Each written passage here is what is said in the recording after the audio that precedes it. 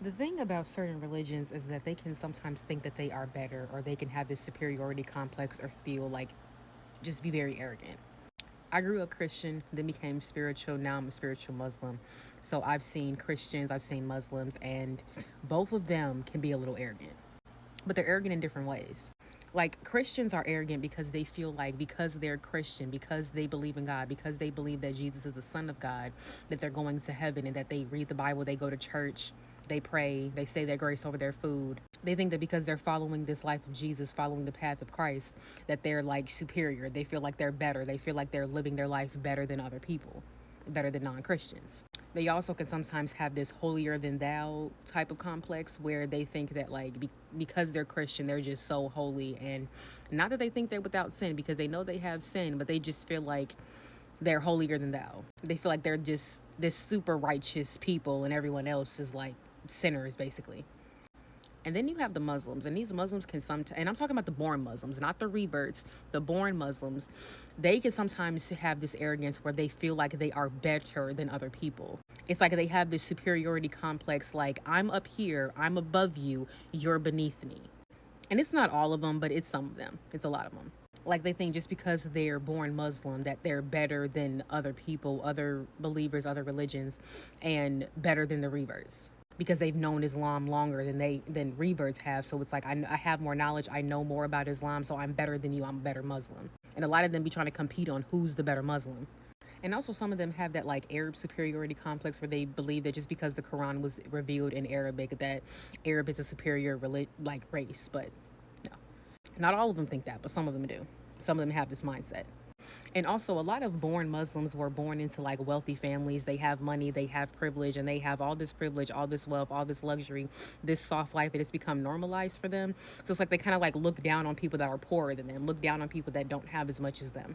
It's like their status, their socioeconomic status, like brings them up to this like higher level, and they believe in like this level of hierarchy. So they feel like, I'm up here and everyone else is beneath me.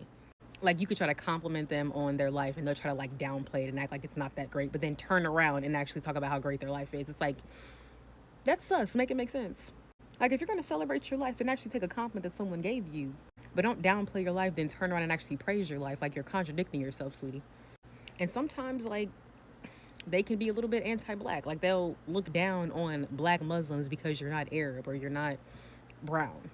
And then one thing that they both have in common is they'll tell you to read the sacred text. Like, Muslims will say, go read the Quran, when they're trying to like correct you and school you or check you or humble you. The same way that a Christian will say, go read the Bible, quote me some scriptures. Where did you get that? Quote me the scripture that says that. Because they feel like you need this sacred text to back that up. And a lot of times they don't even read the Quran themselves. They don't even read the Bible themselves. They don't really listen when they listen to the imam. They don't really listen when they listen to the preacher. Or if they are listening, they just take what they've learned and take what they've heard and run with it without doing their own research. That's why spiritual people that are following spirituality, do their own research. They look into sacred texts, they look into the Apocrypha, which is the original Bible, which came before the Holy Bible, which came before the Quran. If you want to look at sacred texts, look at the Apocrypha. That's the original sacred text. And it depicts Yeshua as a black man. He was a Hebrew man. He was bronze skinned, hair like wool, and they even have a depiction of him as a black man. It's like they'll feel like they're more superior, tell you, read the Quran, read the Bible, because they don't really have much context to back up their claim or to say whatever they need to say to try to like check you or correct you. They'll just tell you to go read the sacred text without any knowledge to back it up, without any wisdom to back up their claim. And a lot of them are very limited in their mindset, limited in their view of faith. And then when spiritual people bring all of this spiritual knowledge that came before religion, they reject it, they dismiss it, because they act like, you don't know what you're talking about, you're ignorant. It's like, no, baby, you're just asleep while we are awakened. And I call myself a spiritual Muslim. I was Christian at first, then I just became a believer. I was not a Christian, was not religious. Then I became spiritual, follow spirituality. Now I follow Islam, and Islam is the religion that I follow, but I'm still spiritual. So I'm a spiritual Muslim. I'm spiritual first, Muslim second. And that's my truth. That's my faith. And you can do that. No one can like stop you from what you're doing. Like, have your faith the way you want to have your faith. You don't have to necessarily choose one or the other. You can do both. But yeah, that's just something that I've noticed about like being around Christians and interacting with Muslims on this app. It's just like, yeah, both of y'all religions can be very arrogant.